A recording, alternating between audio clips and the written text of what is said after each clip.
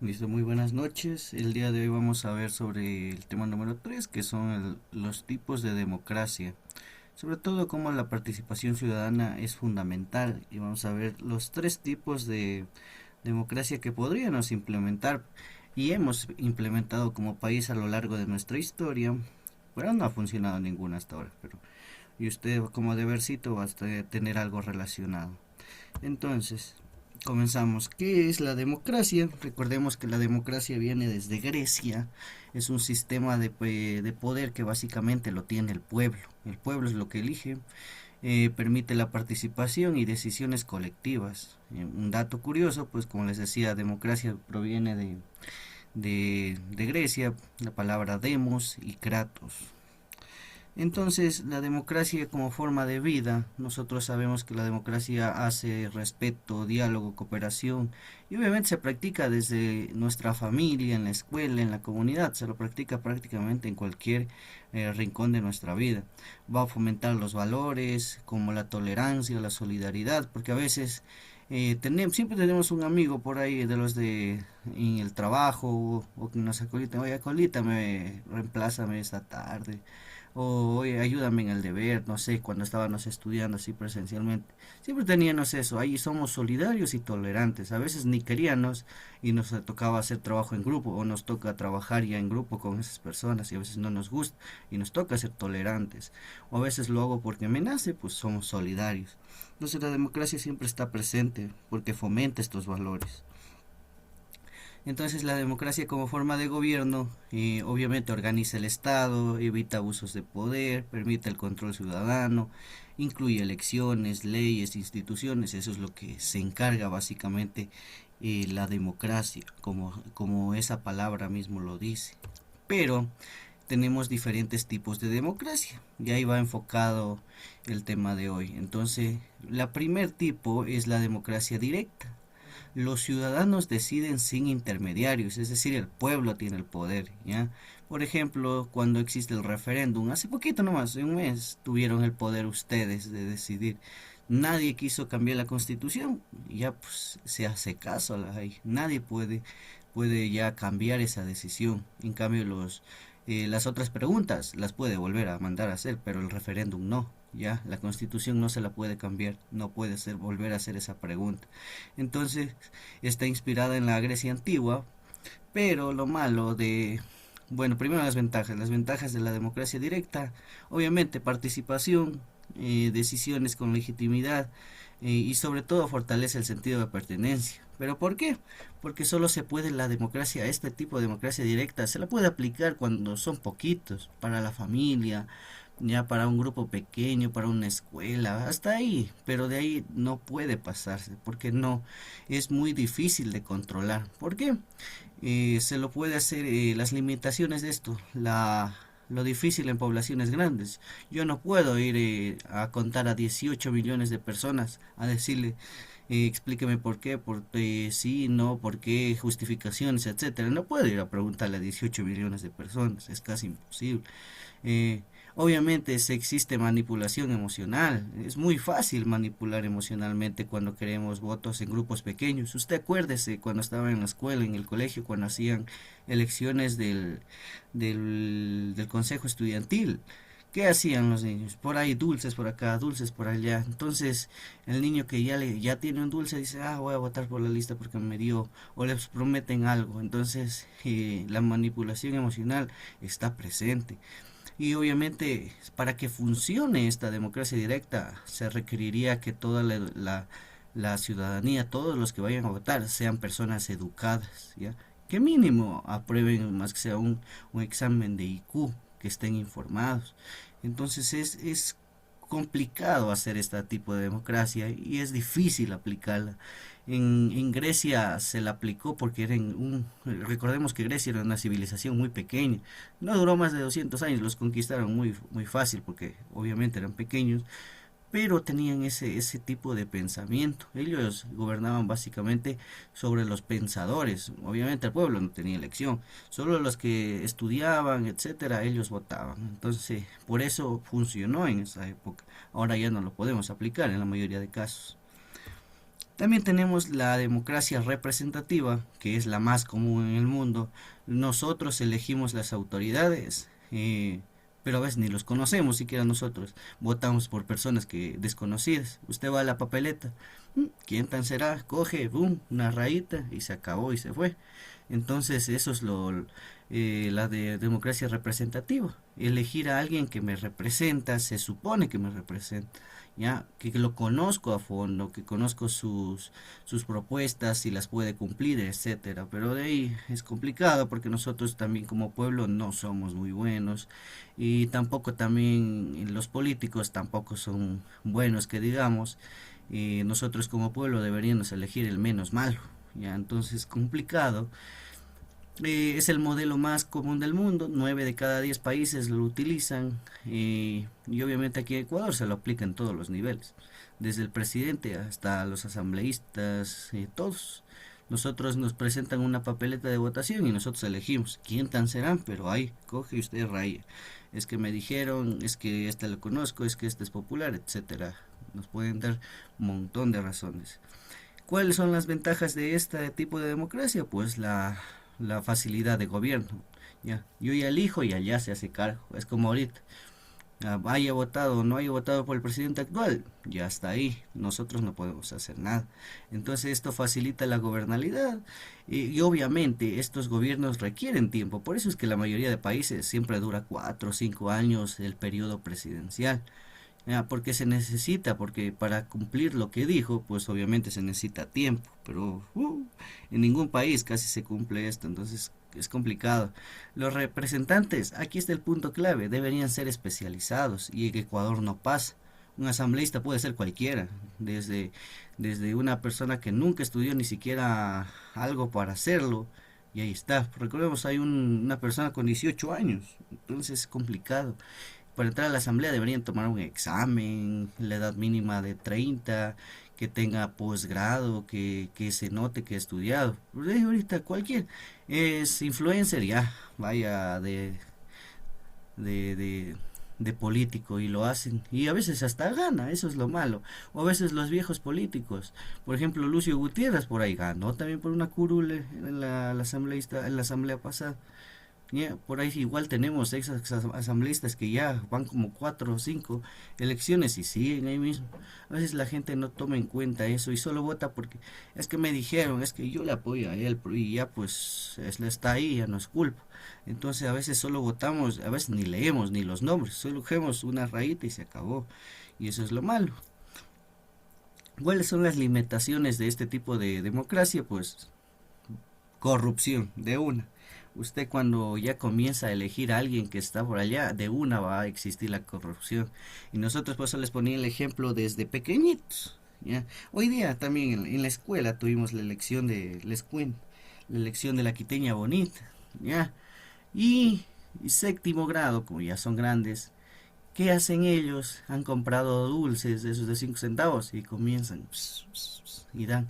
Y nosotros a veces no, como adultos, dicen, no, qué buena estrategia, ni sé qué.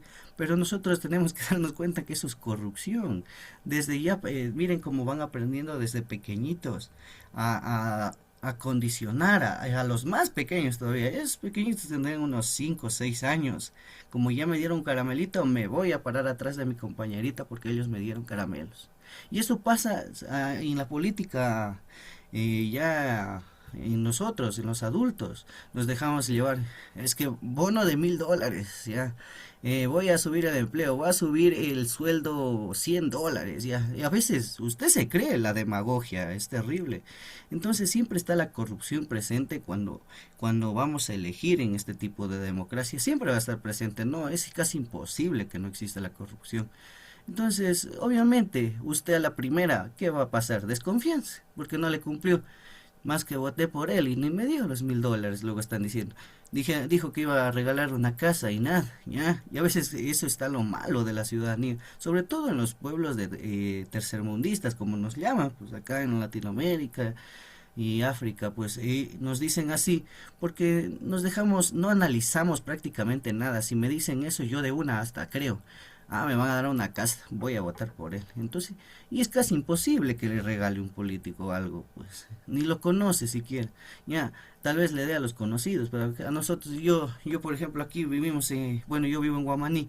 ¿Qué me va a hacer? Ah, voy a darle a la persona que vive en Guamaní porque votó por mí. No, pues, a veces es hasta por lógica de pensar esas cosas pequeñitas. Y ahora hay propuestas que nosotros a veces parecen que son buenas, que van a poner policías, cámaras en todo lado, y es casi imposible. La demagogia es así en este tipo de democracia, y por eso vimos nosotros en la, en el debate anterior, estaban bien debatiendo, luego metieron temas familiares, que esto del otro, y entonces eso genera la desconfianza del pueblo en las autoridades. Chut, vote por quien vote, la misma. Y entonces ahí es lo malo de la ciudadanía. Se distancia, el pueblo le deja de importar la política. Ahí comienzan los comentarios. Igual vote por quien vote, igual me van a robar. Vote por quien vote, igual. Ya, es como que al ciudadano promedio le da lo mismo. Y eso es lo malo, que no debería ser así. ¿Ya? Hay otro tipo de democracia deliberativa. Aquí en Ecuador hemos tenido dos presidentes que lo hicieron, digámoslo así. Uno lo hizo medio bien, el otro lo sacaron a los 2 años, recordemos hace poquito nomás Guillermo Lazo. Él entró con el logo de decir diálogo y debate. ¿Y qué le pasó? 2 años, el pueblo se enojó y chao. ¿Por qué? Porque hay que saber gobernar con la oratoria. Aquí hay que convencerlo, hay que tener labia, como dicen criollamente. Hay que tener labia para buscar que el pueblo no se enoje por cada decisión que tome. Pero él buscó conversar con todos. Ya no le funcionó, 2 años muerte cruzada y chao. Pero había otro presidente, que era Velasco Ibarra, que él tenía una relación como los esposos, como los novios tóxicos. Cuando se casan, se separan 2 meses, se va a cada uno a la casa de su mamá y ahí otra vez se unen. Así era Velasco Ibarra con el país. Él entraba, era muy buen orador y es uno de mis presidentes favoritos en lo personal. Era un excelente orador, decía frases, los dejaba pensando al pueblo, lo elegían. Él también era debate y diálogo. Pero ¿qué necesita cuando se necesita esto aquí? Miren las ventajas, acá requiere muchísimo tiempo. ¿Y qué pasa cuando un gobernante quiere más tiempo? Se declara dictador y ahí está el problema. Velasquito Ibarra, pues 5 veces se declaró dictador, 3 le funcionaron, no, 2 le funcionaron y en las 3 se iba del país, que lo mandaba sacando la gente. Pero, ¿qué pasaba? Otra vez volvía y otra vez lo elegían. Por eso le digo, es una relación tóxica. Pero recordemos que él fue el único que sí lo cumplió a este tipo de democracia. Él murió pobre. Ya murió pobre, murió de amor aparte. Se le murió la esposa y al mes él falleció también. Entonces, es algo increíble porque lo llevó hasta el final, por decirlo así, esa ética, esa moral de la importancia de los argumentos. Él se subió a un balcón y, ¿queréis revolución? Hacela de vuestras almas. Dadme un balcón y seré vuestro presidente. Se ponía y hablaba maravillas y la gente... Entonces buscaba esa conexión entre el pueblo y él, y lo logró. Obviamente promueve la participación informada porque siempre, siempre, todos los lunes se subía a un balcón y se pegaba un discurso de esos motivacionales. Cuando, no sé, si alguien juega fútbol, ahí cuando están queriendo ganar, ahí alguien se echa un discurso y ya le meten unas ganas cuando el entrenador le pone así. Él se mandaba unos discursos, cosa que la gente, eso obviamente la gente lo quiere, va a reducir los conflictos, fomenta la cooperación, parece lindo, pero esto se necesita tiempo. Entonces, obviamente, él sabía que no lo iba a lograr en los 4 años y que decía, chuta, me declaro y era dictador y nadie odiaban las dictaduras ahí, pues sí, se lo mandaban del país. Entonces, se necesita tiempo en este tipo de democracias porque hacen planes tan a futuro que a veces es complicado cumplirlos en un poco tiempo. Necesita espacios adecuados, necesita con una economía adecuada, así que es terrible cumplir eso. La demanda en educación es eh, pero debe ser esencial. Por eso cuando Velasco Ibarra los hacía, más que todo daba esos discursos motivacionales para que el público, para que la gente se contagie, tal vez, porque en ese tiempo no es que la gente no le daba importancia, todo lo que decían les importaba a la gente, entonces eran muy patriotas en ese tiempo, entonces sí, eso era lo malo.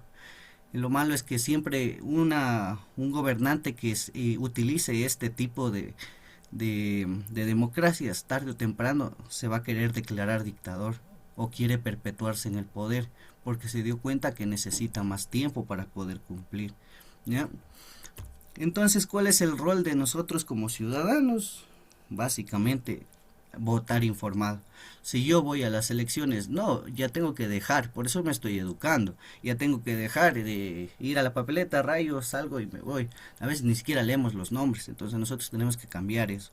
Votar y informarme de las propuestas y buscar el menos malo, ya, porque eso, ya, pero profe, un voto no cambia, pero lo hice conscientemente, ya. Hay que deliberar con respeto, exigir transparencia, participar siempre activamente. Esto sí se ha dado en los países democráticos, eso es lo bueno, que es muy difícil hacer trampa, por decirlo así. Por ejemplo, aquí recién la consulta popular, es difícil que el presidente, si él quisiera, faz todo sí, punto, pero no, es imposible hacer esta trampa, por decirlo así, porque siempre hay transparencia, por eso se creó el CNE en la Constitución. Por eso nadie quería cambiar la Constitución también. ¿Cuáles son los mecanismos de participación? La más conocida, la consulta popular. Nosotros siempre participamos así, como pueblo, es la única forma. De ahí no tenemos nosotros poder. Ahorita están eligiendo leyes y a nosotros nadie nos pregunta. Pero en las consultas populares, cuando ya quieren cambiar algo a la Constitución, recuerde que la Constitución es algo que está por encima de todos nosotros. Entonces, cuando quieren cambiar algo a la Constitución, consulta popular, nos preguntan así porque nosotros tenemos también el poder. Hacen cabildos en caso de los municipios, audiencias públicas en caso hay por ahí en el barrio, usted mismo ya tal vez participe, presupuestos por ahí, hagamos una minga, etcétera. Pero hemos visto también la democracia y la tecnología. Vemos que ahora en la tecnología está pero tremenda, ya nadie hace propaganda casi. En las redes sociales, ahí está toda la participación. Propaganda por aquí, contratan influencers, contratan actores que hagan así. Entonces, ¿esto qué riesgos causa? Desinformación, porque no sabemos si es verdad, si es mentira, y me dejo manipular muy fácilmente por lo que dicen ahí. Y un dato curioso es que los jóvenes, el 70%, es decir, 7 de cada 10 jóvenes, decide según lo que le digan en el internet. Si que usted le asoma a su TikTok, ahí está viendo, le comienza a asomar cosas positivas, usted se va a dejar influenciar y va a terminar poniéndose en esa línea. Igual, negativos, así pasa.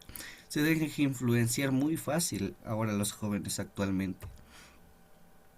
¿Cuáles son los desafíos actuales que tenemos como ciudadanos? Obviamente la desigualdad social, desinformación, la desconfianza en las autoridades es tremenda. Los jóvenes ya casi les da lo mismo. Entonces es terrible y ahora hasta la delincuencia, el narcotráfico, trae un montón de problemas. Pero eso es algo normal en los países tercermundistas. Lo que está pasando aquí en Ecuador está pasando en Perú, en Argentina, en Chile, en estos países que somos lastimosamente así con esta cultura que aún no nos desarrollamos lo suficiente y a veces nos ha de costar unos 100 años, siquiera unas 2, 3 generaciones para poder cambiar un poquito el pensamiento, porque seguimos siendo muy manipulables. Entonces, para finalizar, recordemos que la democracia, la actual, la democracia moderna, debemos buscar esa participación, combinar la representación, la deliberación, todos estos tipos de democracia que acabamos de ver. Hay que, no sé, hay que hacerle un mix y buscar ahí tal vez una nueva forma de democracia que nos funcione. Porque como vimos, estas tres tipos que son las que hemos tenido, no ha servido ninguna prácticamente. O no nos ha servido, nos servirá, pero ahí están. Entonces, el ser ciudadano implica eso, responsabilidad. Yo tengo el poder, yo tengo la responsabilidad de cambiar mi país. ¿Ya? Entonces, ese ha sido el tema número 3, el debercito. Hoy sí tienen deber. Es muy sencillo. Tiene que decidir usted cuál de estas tres democracias que acabamos de ver, ¿ya? ¿Cuál de estas tres tipos de democracia, tanto la representativa, la deliberativa y la democrática, pues cuáles de las tres funciona aquí en el país? ¿Ya? Y me justifica, nada más. Yo elijo la deliberativa porque ya, nada más. Es el deber. Y damos por terminado el tema número 3. Vean que es recién la tareita número 2 por si acaso. Entonces, listo. Si no hay preguntas, pues nos vemos el día de mañana. Que tengan una excelente noche.